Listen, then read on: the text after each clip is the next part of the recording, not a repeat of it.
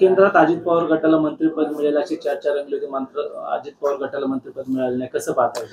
मला वाटतं हा एनडीएचा अंतर्गत प्रश्न आहे, परंतु नक्कीच नेमकं कशामुळे हे मंत्रिपद मिळालं नाही की मंत्रिपद स्वीकारलं नाही, कारण स्वीकारण्याचं एक वेगळं कारण जरी समोर आलं असलं तरी अनेक ठिकाणी ही चर्चा आहे की कदाचित अंतर्गत धुसफूस ही चव्हाट्यावर येऊ नये यासाठी हे नाकारलं अशी एक चर्चा आहे. परंतु हा त्यांचा अंतर्गत प्रश्न आहे.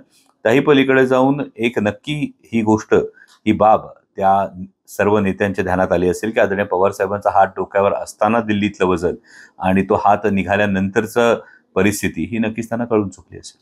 वडेट्टीवारांनी असा दावा केला की शरद पवार गटातनं म्हणजे राष्ट्रवादी काँग्रेस फुटीनंतर आणि शिवसेना फुटीनंतर जे 40 आमदार गेलेले आहेत ते पुन्हा परत येतील महिनाभरात. हा परत येण्याची त्यांची धडपड ही होणं स्वाभाविक आहे. ते परत येतील यापेक्षा महत्वाचं त्यांना परत घेतील का हा महत्वाचा प्रश्न आहे. कारण जर लोकसभा निवडणुकीचा पॅटर्न जर बघितला तर महाराष्ट्रातल्या तब्बल 150 ते 155 विधानसभा मतदारसंघांमध्ये महाविकास आघाडी ही पुढे आहे.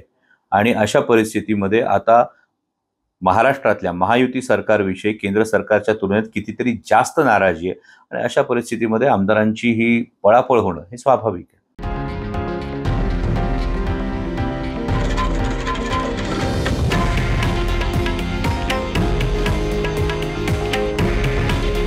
हे आहे देशातील नंबर 1 न्यूज नेटवर्क आणि आपण पाहत आहात TV9 मराठी.